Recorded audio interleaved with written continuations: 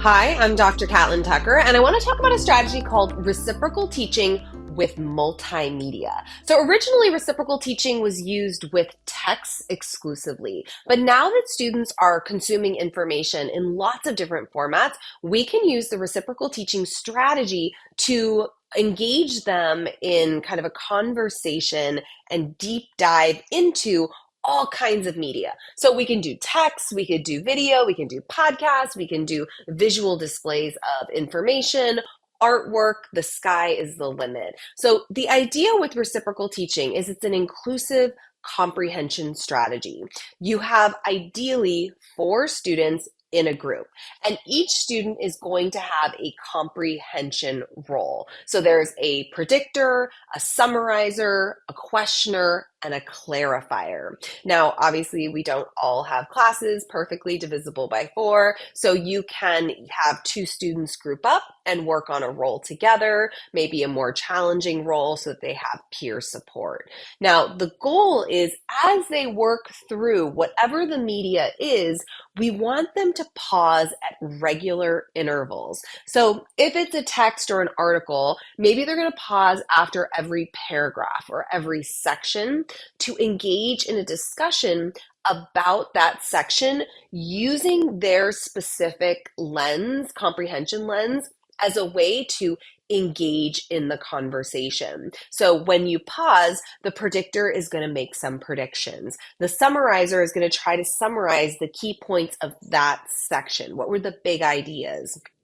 The questioner is going to ask questions about things that they read, ask the other members of the group questions. And the clarifier is identifying aspects of, in this case, the text that are unclear or might be confusing, or they're wondering what the author was actually meaning by writing something or saying something a particular way.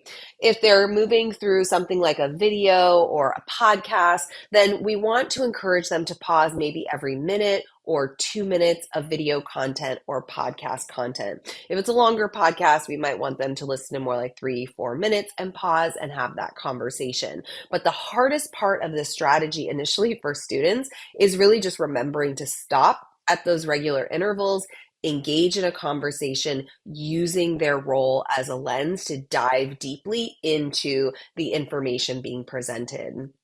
If we are going to have them engage with more visual forms of media, so graphs or displays of data or even artwork, asking them to kind of spend some time really visually engaging with a particular data set, with a particular piece of artwork, having some time and space to kind of really just think about it and then engage in a discussion with their group so they can unpack it together. Infographics are another really wonderful example of dynamic visual media that could be used in reciprocal teaching.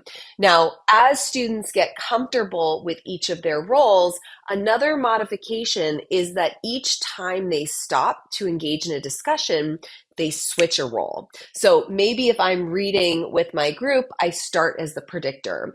And when we have our first conversation, I'm going to make predictions. Then when we go to read the next section of text, I'm going to transition and be the summarizer. That way, as students get more proficient using reciprocal teaching as a strategy, get more comfortable with the different comprehension lenses, they actually get the opportunity to kind of practice each one in one reciprocal teaching setting. Now, when we're using this strategy with students, we have to onboard them slowly, right? So first we have to onboard them to each of the comprehension lenses and give them a chance to practice them individually. So we'll talk about, hey, this is what a predictor does. Listen to me as I read a text or watch a video and make predictions so you can hear me modeling what it sounds like to make predictions. And then we give students an opportunity to practice. Then we do the same thing with summarizer. We model, we give them opportunities to practice, then questioner, then clarifier.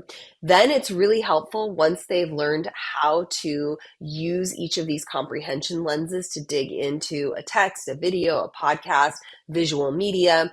Then conducting a fishbowl in the classroom can be very, very helpful. Get 4 of your students who don't mind chatting in front of the group, put them in a circle, project, a video, play a minute or two of video. So the inner circle, that middle of the fishbowl, those 4 students can watch the video. And then they model reciprocal teaching while the rest of the class is watching. And then after they've had a chance to chat about that first couple minutes of video, we pause and ask the rest of the class, what did you see them do? What worked really well? What suggestions do you have that might have made that conversation even better? So it gives the rest of the class a chance to see the reciprocal teaching strategy in action. Then we can have small groups all over the room practicing it simultaneously. That way we can be moving around, kind of correcting or nudging or redirecting if students are kind of struggling, answering questions if they have them, providing positive reinforcement and feedback as they're doing it in the initial stages.